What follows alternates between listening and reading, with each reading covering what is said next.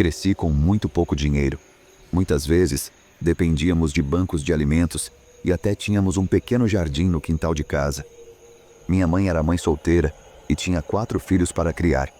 Ela trabalhava em diferentes empregos quando conseguia e, ocasionalmente, ficava sem trabalho. Morávamos em uma casa rural, em um vale ao longo de uma estrada de terra. Mencionar a situação financeira é importante para o que aconteceu nesta história. A irmã da minha mãe tinha uma pequena loja de interior na região onde crescemos. Era realmente uma loja muito pequena, do tipo que não se vê mais por aí. Era um prédio minúsculo, com apenas uma sala, vendendo produtos de conveniência. Havia um refrigerador de Pepsi na varanda, que era velha e rangia toda vez que alguém caminhava sobre ela. Como minha mãe não ganhava muito dinheiro, cerca de uma vez por semana, minha tia deixava que todos nós pegássemos uma pequena caixa de doces da loja. Eram coisas como cigarros de doce ou outras guloseimas açucaradas. Também podíamos pegar uma garrafa de refrigerante do refrigerador. Esses eram os únicos luxos que tínhamos. Na maioria das vezes, minha mãe nos levava de carro até a loja. Mas, ocasionalmente, se ela estivesse trabalhando, nós caminhávamos até lá sozinhos. Com o passar dos anos, as caminhadas se tornaram mais frequentes, mesmo quando ela não estava trabalhando. Não havia muita coisa na estrada de terra entre nossa casa e a loja. Havia algumas outras casas, mas não tínhamos contato com os moradores. A loja ficava na esquina da estrada de terra com uma estrada pavimentada principal. Então minha tia recebia a maioria dos clientes que paravam por ali. Uma vez, quando eu tinha 11 anos, decidi caminhar até a loja para visitar minha tia. Não era o dia usual em que íamos, mas eu queria vê-la. Saí no meio da tarde, andando sozinha pela estrada. Quando estava perto o suficiente para ver a loja, notei que havia uma motocicleta estacionada ao lado. O motivo de isso parecer estranho era que aquele era o único veículo próximo à loja. O pequeno carro da minha tia, que estava sempre lá, não estava por algum motivo. Na minha cabeça, imaginei que talvez o carro dela estivesse com problema e alguém de moto tivesse dado uma carona para ela. Mesmo assim, estava ansiosa para entrar e vê-la. Porém, ao entrar na loja, não vi ninguém. Havia um pequeno depósito, escritório, mas minha tia não estava lá também. A loja inteira estava vazia, mas, como a porta estava destrancada, achei que talvez ela estivesse do lado de fora, nos fundos da loja. Fui procurar, mas não a encontrei.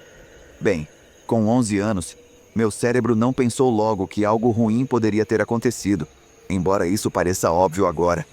Tudo o que consegui pensar foi em esperar por ela, na esperança de que voltasse. Alguns clientes apareceram e ficaram surpresos por ela não estar lá. Minha tia nunca faltava ao trabalho e estava sempre por lá conversando com os clientes. Como eu não sabia operar o caixa, algumas pessoas pegaram produtos e deixaram dinheiro, que eu entregaria para minha tia quando ela voltasse. Finalmente, apareceu alguém que parecia mais desconfiado do que os outros clientes. Eu já estava lá há um bom tempo e não fazia sentido minha tia ter saído por tanto tempo. Essa pessoa usou o telefone para fazer algumas ligações e, eventualmente, chamou a polícia. Os policiais vieram e um deles me levou para casa. A partir daí, não tenho muitas informações em primeira mão.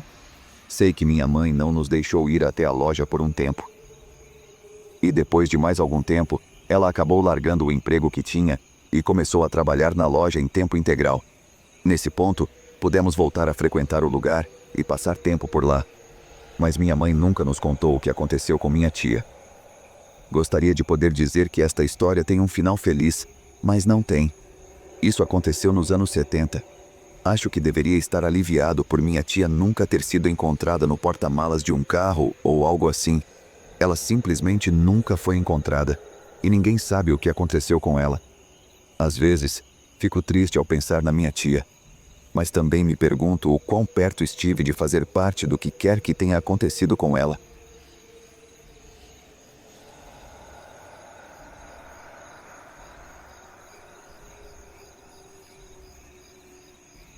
Esperei muito tempo para contar essa história. Ela aconteceu comigo há muito tempo, quando eu era adolescente. Eu morava em uma cidadezinha em uma área rural. Havia muitas cidades pequenas na região, separadas por um grande rio e várias colinas. Eu nunca fui muito de andar pelo interior, e assim que fiquei mais velho e saí de casa, passei a morar na cidade desde então.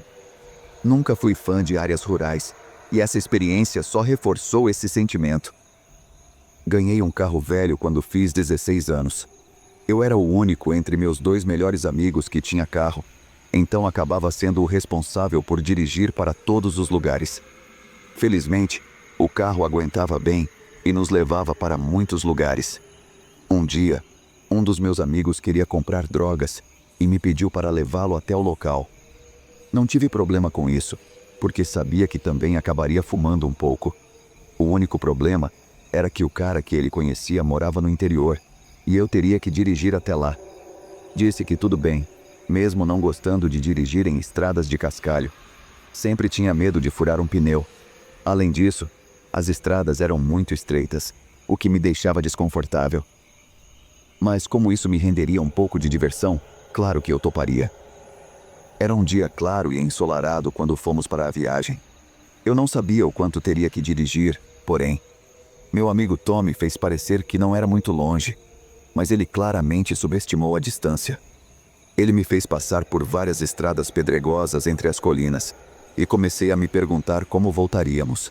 Por sorte, achei que as estradas não poderiam ser tão complicadas assim.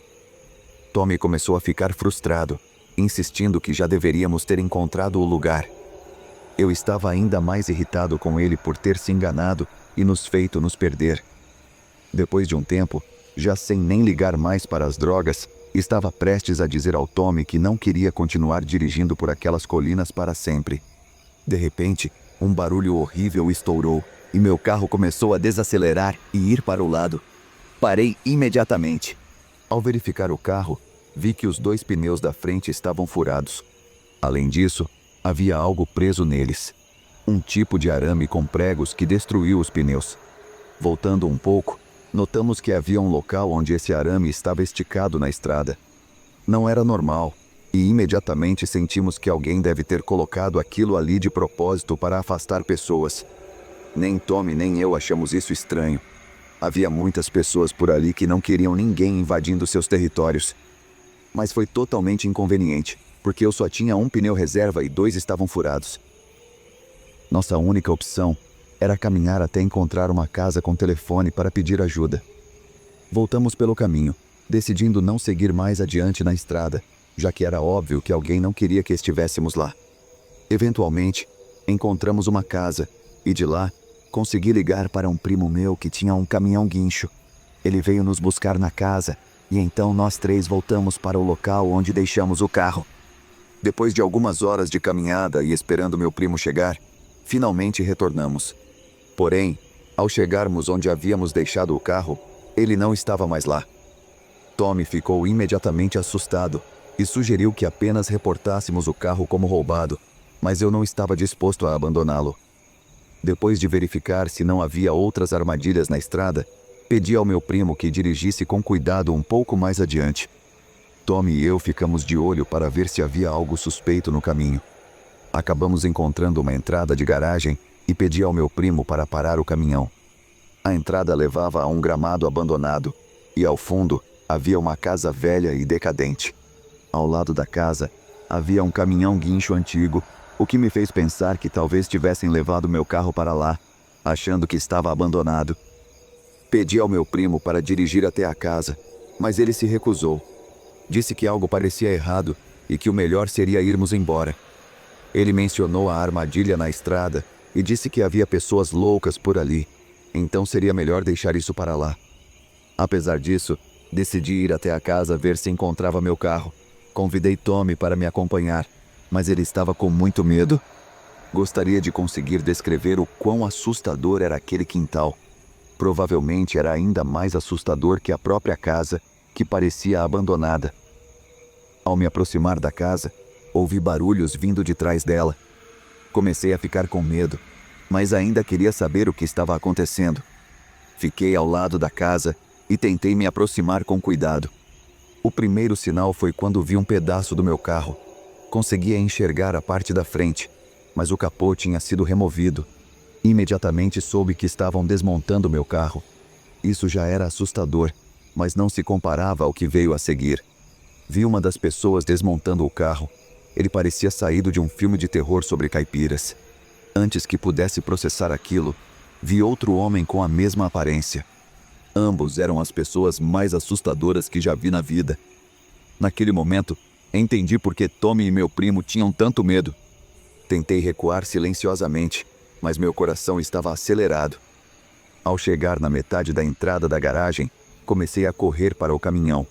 Pulei nele e pedi ao meu primo que saísse dali o mais rápido possível. Depois disso, reportei o carro como roubado. Apesar de indicar onde ele foi roubado, nunca o recuperaram.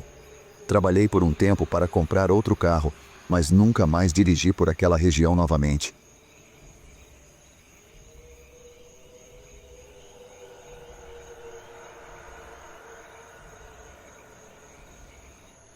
Eu tive uma experiência que realmente me perturbou uma vez, enquanto fazia uma caminhada. Eu costumava frequentar uma área que gostava muito para trilhas e geralmente ia lá pelo menos uma vez por ano. Há um pequeno rio que corta essa região e eu costumo segui-lo. Porém, não caminho junto ao rio. Fico nas colinas ao lado dele, olhando para baixo enquanto sigo o percurso. Essas caminhadas geralmente eram bem tranquilas. Eu não fazia trilhas em uma área destinada para isso. Em vez disso, escolhia um lugar onde provavelmente não deveria estar. No entanto, como não era cercado nem protegido de qualquer forma, achei que estava tudo bem. O ponto é que eu nunca encontrava outras pessoas enquanto fazia essas caminhadas. Desta vez, já no final do primeiro dia, algo me surpreendeu. Havia um pequeno barco no rio, com 3 homens dentro. Como mencionei, eu estava na colina, então duvidei que pudessem me ver. Esperei que eles avançassem rapidamente, já que estavam em um barco, mas não foi o que aconteceu. Eles nunca se distanciaram muito, o que me deixou um pouco desconfortável. Na primeira noite em que acampei, eles trouxeram o barco para a margem e acamparam não muito longe de onde eu estava. Tive um pouco de dificuldade para dormir naquela noite. Parecia muito mais do que uma coincidência. Mas não era nada comparado ao que eu pensaria no dia seguinte. Quero dizer, comecei o dia com uma pequena vantagem, porque acordei antes. Mas não demorou muito para que eles me alcançassem novamente e continuassem não se afastando muito. No segundo dia, comecei a ficar muito ansioso.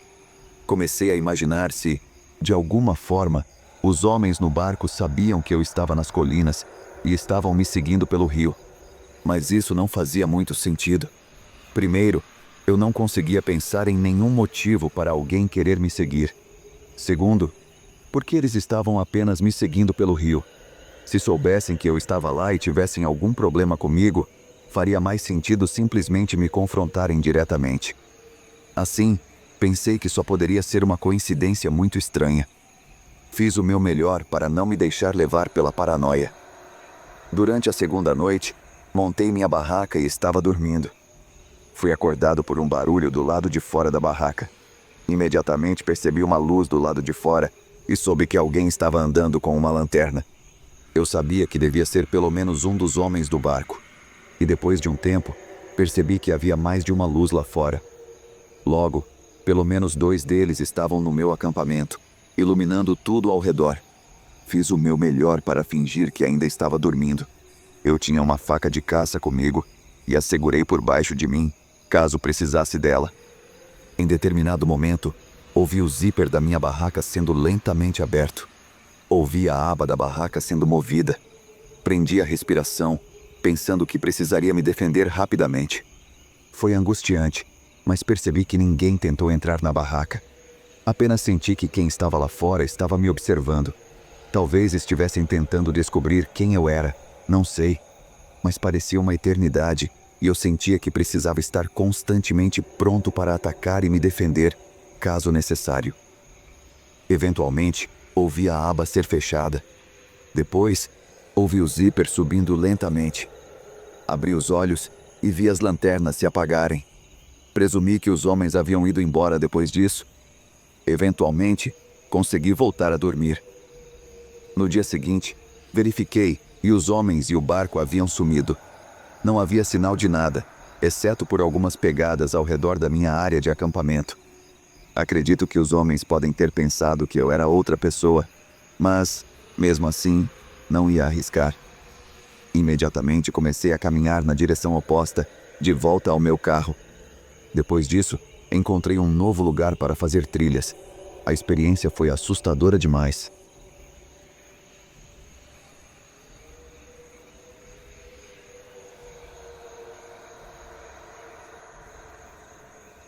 Havia uma velha casa no alto de uma colina fora da cidade onde cresci. Pelo que sei, até hoje, ninguém nunca morou oficialmente na casa.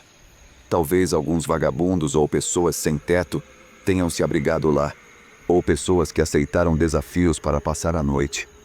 A razão disso era a crença geral na cidade de que a casa era assombrada. De vez em quando, alguém era desafiado a passar a noite lá. Claro, a casa não era realmente assombrada, e nada de ruim jamais aconteceu com quem ficou lá. No máximo, saíam com uma nova história para contar, que provavelmente nem era verdadeira. Se você dirigisse em direção à cidade, veria a casa solitária no alto da colina. Era uma casa grande, e até hoje não faço ideia de quem morava lá. Encaixada entre as árvores, para mim, era ainda mais assustadora do que a casa do filme Psicose. Quando éramos mais jovens, desafiávamos uns aos outros a ir até a casa e bater na porta. Nenhum dos meus amigos chegou a entrar na varanda, nem mesmo íamos em grupo, de tanto medo que tínhamos do lugar. Muitos garotos foram ridicularizados ao desistirem, e a única forma de escapar das zombarias era encontrar outra pessoa para ser alvo das piadas. Felizmente, quando eu era mais novo, todos os meus amigos eram tão medrosos quanto eu.